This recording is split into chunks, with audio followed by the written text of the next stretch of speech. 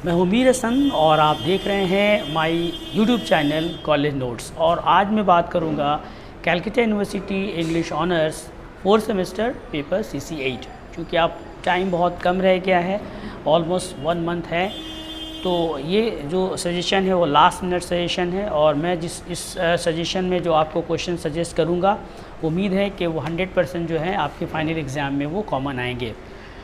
तो CC8 में जैसा कि आपको मालूम होगा कि 2 पोएम हैं, और पहला पोएम जो है वो सैमुअल जॉनसन का लिखा हुआ लंदन है, और दूसरा पोएम जो है वो थॉमस ग्रे का लिखा हुआ जो पोएम है elegy written in a country churchyard. और अगर आप 21 और 22 के क्वेश्चन पेपर देखेंगे तो आपको मालूम होगा कि ये दोनों क्वेश्चन जो ऑप्शन में आते हैं, यानी लंदन से क्वेश्चन आता है और करके जो है वो elegy written in country churchyard से आता है। यानी अगर आप टाइम कम है, इसीलिए मैं आपको सजेस्ट करूंगा कि अगर आपकी प्रिपरेशन अभी नहीं हुई है तो आप लंदन पोएम को ही अच्छा से प्रिपेयर करें। और अभी मैं जो क्वेश्चन बताने जा रहा हूं, मैं एक ही क्वेश्चन आपको सजेस्ट करूंगा, एक ही आंसर आप तैयार करेंगे और वो ही 100% जो एग्ज़ाम में वो आएगा। तो क्वेश्चन जो है, पहला क्वेश्चन जो है वो है कि evaluate Samuel Johnson's London as a satire. इसका आप आंसर, एक मास्टर आंसर तैयार करें, और यही क्वेश्चन इस बार जो है फाइनल एग्ज़ाम में आपका आने वाला है। इस क्वेश्चन को और करके इस तरह से दिया जा सकता है कि discuss Samuel Johnson's poem London as a satirical portrayal of England 18th century. तो कहा जा सकता है कि 18th सेंचुरी में इंग्लैंड कैसा था, उस पोएम में किस तरह से इसको जो है पोर्ट्रे किया गया है। और इस क्वेश्चन को और करके इस तरह से भी दिया जा सकता है, describe Johnson's contemporary London in poem London. तो ये हुआ आपका 3 क्वेश्चंस। और एक क्वेश्चन और इस तरह से दिया जा सकता है कि write a critical appreciations of Samuel Johnson's poem London. यानी 4 क्वेश्चन मैं बता रहा हूँ, बट आंसर आपको एक ही तैयार करना है। आप एक अच्छा आंसर तैयार करें, और इन 4 क्वेश्चन में से कोई भी एक क्वेश्चन आता है तो आपका आंसर सेम होगा, और ये 100% है कि इसमें से एक क्वेश्चन ज़रूर आएगा। और इस पोएम से दूसरा क्वेश्चन मैं आपको सजेस्ट करूँगा, discuss the character of Thales in the poem London.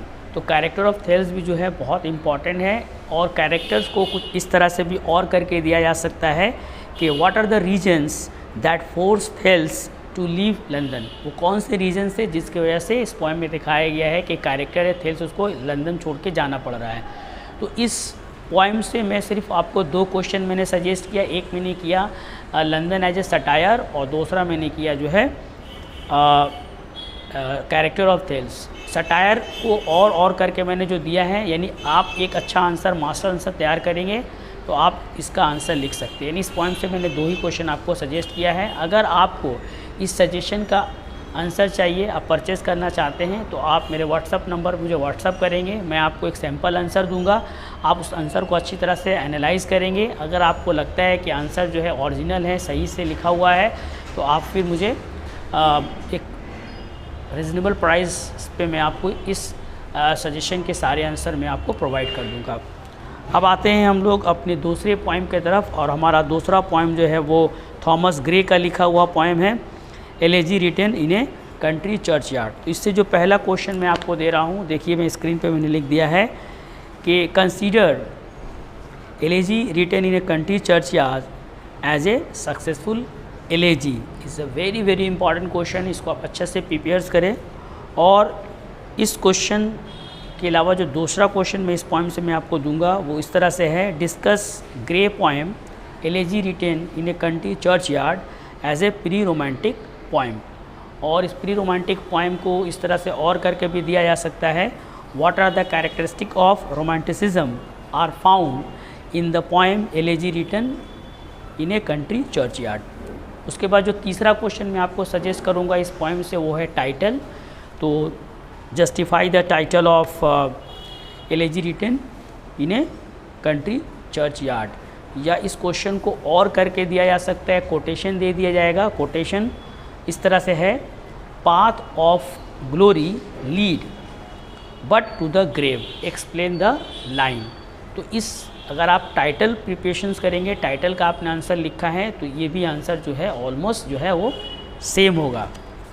तो इस तरह से इस पोइम से मैंने जो क्वेश्चंस बताए हैं, और इस क्वेश्चन को और एक तरह से दिया जा सकता है और करके कि comment on Gray sympathy with the poor and his sensitive treatment of nature as express in his poem elegy written in a country churchyard. तो इस तरह से मैंने इस पोएम से भी आपको क्वेश्चन सजेस्ट कर दिए हैं। फिर एक बार अगर आपको इन सारे क्वेश्चंस के आंसर चाहिए तो आप मुझे व्हाट्सअप करें, मैं आपको एक सिंपल आंसर दूंगा। उसके बाद आप उसको पढ़ने के बाद, एनालाइज करने के बाद डिसाइड करेंगे कि आपको सारे आंसर्स परचेज़ करने हैं कि नहीं। तो एक बहुत ही मामूली प्राइस पे मैं सारे आंसर आपको प्रोवाइड कर दूंगा। और मैं ये भी बताता चलूँ कि मेरे वेबसाइट्स भी हैं जहाँ मैं लिटरेचर और आर्ट्स सब्जेक्ट से related, history, political science, education, sociology से रिलेटेड बहुत सारे क्वेश्चंस और आंसर पोस्ट करता रहता हूँ। उसका लिंक मैं दे दूँगा, आप वहाँ से जाके मेरे वेबसाइट से आप आंसर डाउनलोड कर सकते हैं। साथ ही साथ प्रीवियस ईयर के क्वेश्चन पेपर भी मैं उस पर पोस्ट करता हूँ। तो चलिए आते हैं CC8 में जो अब हमारा नेक्स्ट है वो एक प्ले है, विलियम कॉन्ग्रेव का लिखा हुआ प्ले है the way of the world. ठीक है, तो इससे जो मैंने पहला क्वेश्चन जो दिया है वो 2021 में वो आ चुका है, तो ये इम्पॉर्टेंट है क्योंकि एक साल गैप हो गया है। Justify the way of the world is a restoration comedy, और रेस्टोरेशन कॉमेडी नहीं दिया तो और करके दे सकता है कॉमेडी ऑफ मैनर्स। तो दोनों का आंसर जो है ऑलमोस्ट सेम होता है, तो आप एक ही आंसर में दोनों आंसर को लिख सकते हैं। इस क्वेश्चन को और करके भी इस तरह से दिया जा सकता है, in what way does the way of the world differ from the other restoration comedies, यानी उस जो वे ऑफ द वर्ल्ड है दूसरे जो रेस्टोरेशन कॉमेडी लिखे गए हैं उनमें कैसे ये अलग है। उसके बाद दो वुमेंस कैरेक्टर हैं जो वेरी वेरी इंपॉर्टेंट है, यानी दो में से कोई एक कैरेक्टर ज़रूर आएगा। वुमेंस का कैरेक्टर दोनों है, उसमें पहला कैरेक्टर ये है sketch the character of Millamant, ठीक है, in the Congreve the way of the world. और दूसरा जो वुमेंस कैरेक्टर है उसको आप देखें कि critically estimate Lady Wishfort character in way of the world. तो ये दो वुमेंस कैरेक्टर हैं और दो में से एक मैंने कहा कि बहुत इंपॉर्टेंट है, तो उसको अच्छा से प्रिपेयर करके जाएं। और इसमें जो मैं आपको 4th नंबर क्वेश्चन जो मैं आपको बताऊंगा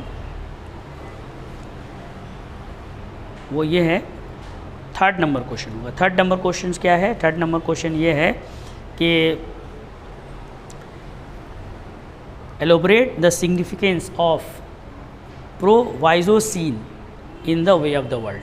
तो ये क्वेश्चन मुझे लगता है कि ज़्यादा इम्पॉर्टेंट है, यानी दो कैरेक्टर, एक ये प्रोवाइजो सीन, ये वेरी इंपॉर्टेंट है। 3 क्वेश्चन आप ज़रूर प्रिपेयर करें, बाकी क्वेश्चन को भी आप देख सकते हैं।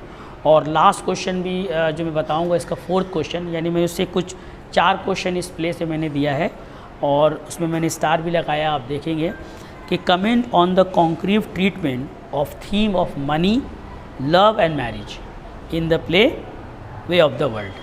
तो इस तरह से मैंने इस प्ले से, इस ड्रामा से मैंने 4 क्वेश्चन आपको सजेस्ट किए हैं, जिसमें 2 women's character very very important है। उसके बाद प्रोविज़ो सीन वाला जो है बहुत इंपॉर्टेंट है। ये 3 क्वेश्चन आप ज़रूर करें। उसके बाद अगर आपके पास टाइम बचता है तो आप ये क्वेश्चन और कर सकते हैं।